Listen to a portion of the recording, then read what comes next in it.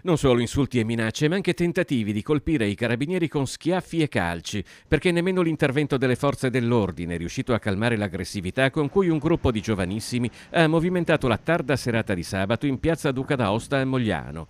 Una serata finita con l'arresto di un sedicenne, già noto alle forze dell'ordine e successivamente rimesso in libertà, e la denuncia di un diciannovenne, entrambi per resistenza e violenza pubblica ufficiale.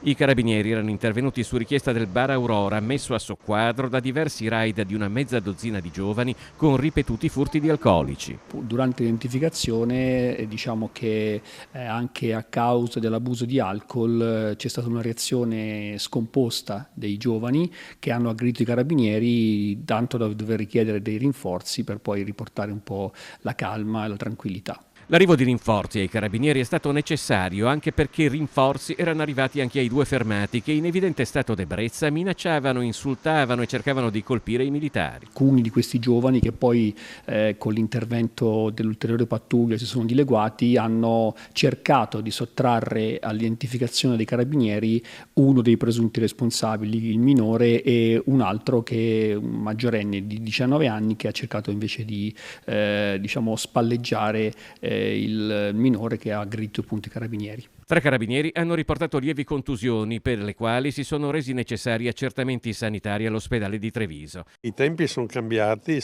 tante cose e forse tante altre non si sono adeguate ai tempi cambiati, ma per questo non vuol dire che la città sia cambiata, non sia sicura o non sia... dire che alcuni ragazzi non si comportano più tanto bene e non ci sono quei metodi di prevenzione o di repressione che ci vorrebbero. Beh, ma i metodi di repressione, quelli abbiamo deciso qualche anno fa che non andavano bene, per cui sono stati eliminati. Se non siamo più d'accordo su questo, chi ha deciso a suo tempo che bisognava cambiare le regole del gioco deve ricambiarle di nuovo. Il capogruppo della Lega in Consiglio regionale, Alberto Villanova, ha definito un pugno nello stomaco la notizia dei giovani rimessi in libertà dopo aver aggredito i carabinieri. Le grandi città del nord Europa, ha detto, sono già da anni ostaggio di bande criminali di giovani e reietti. Qualcuno vuole quel modello di società? Io no. Basta sconti, basta tolleranza.